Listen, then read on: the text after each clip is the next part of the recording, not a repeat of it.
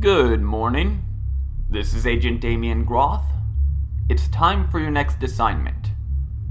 We need you to work with SCP-1689, nicknamed the Holding Bag of Potatoes. Now, starting off, SCP-1689 is a burlap sack filled with potatoes. These potatoes are self-replicating, and this effect will occur with any tuber that's placed inside it.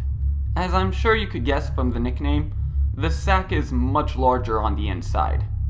We can't exactly say how big, but during our last exploration of it, we discovered that the inside of the sack is similar to Earth, minus being buried in spuds. Had trees grown in it too.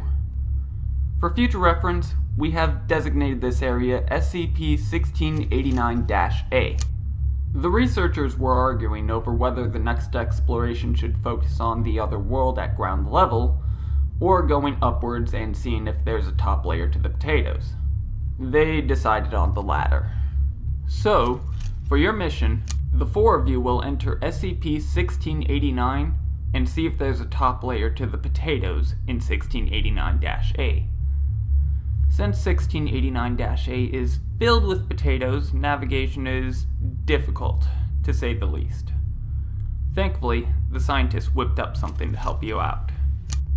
Two of you will be given spray guns and tanks, filled with a special enzyme that will break up organic matter, and all four of you will be given spades.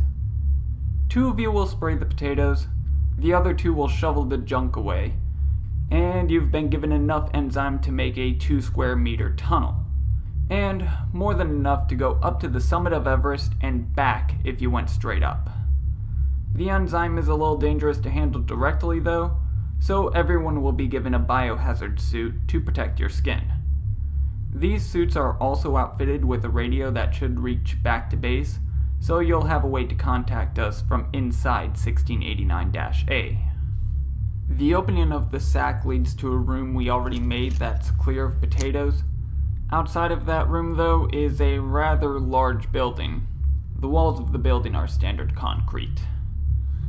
Your team will be given 2 explosive charges in order to blast through the wall and continue outside.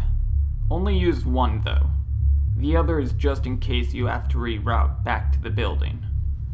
From there, you will go upwards at a 45-degree angle and keep going until your enzyme tanks are about an 1/8 capacity. At that point, you should turn back, but that's up to the team captain.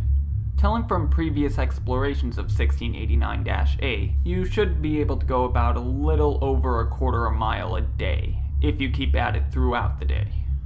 Now, for the first 2 weeks of this assignment, we'll be running supplies to you. Food, water, and more of the enzyme. Afterwards, it would be a constant cycle of personnel to keep you supplied.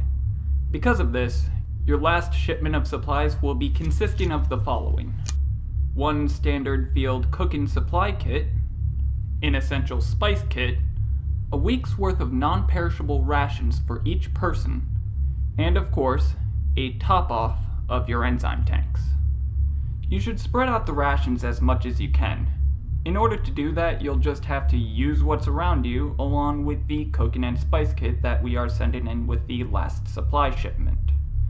Potatoes are quite the versatile vegetable. You'd be able to make plenty of things with them. Plus, they have enough moisture in them that you should be able to get water out of them.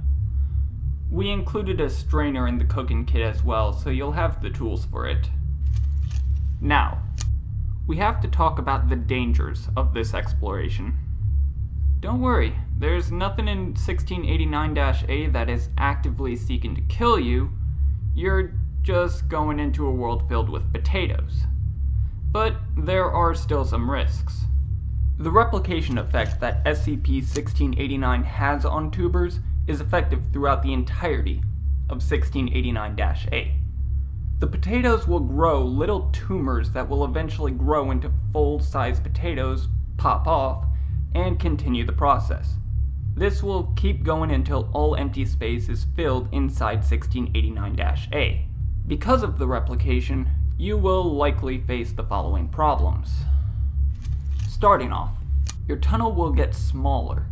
From what we've seen, the enzyme melts the potatoes into a fine paste that actually stunts the growth of the spuds that are directly surrounding your tunnel. You'll still be able to get fully rested at times, but you won't have much time to take breaks during the day.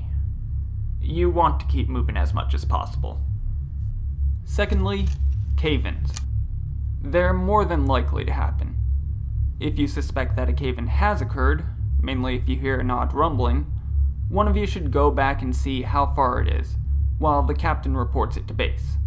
We'll have someone come in from the other side and see how deep the collapse is, and figure out just how large the cave-in was. From there, we'll determine if you should keep going or abort mission.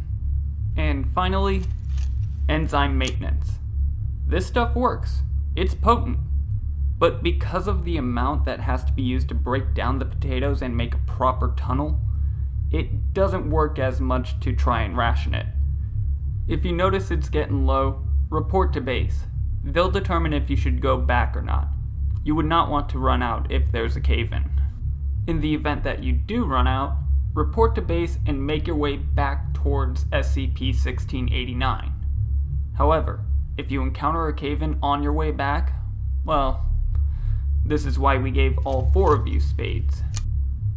All 4 of you will have to shovel your way through the tunnel, moving potatoes from in front of you to behind you, pretty much just moving the one pocket of air around you. As you make your way back, because the potatoes won't be coated in the enzyme gunk, they'll replicate at their normal rate, making the time you have for space limited. You won't be able to sleep as much, and naturally you won't be able to rest at all during your active hours. Honestly, out of all the exploration missions we could send you on, this one is of the less dangerous ones. Alright, that's it for your briefing. You may now follow your security escorts to the testing area.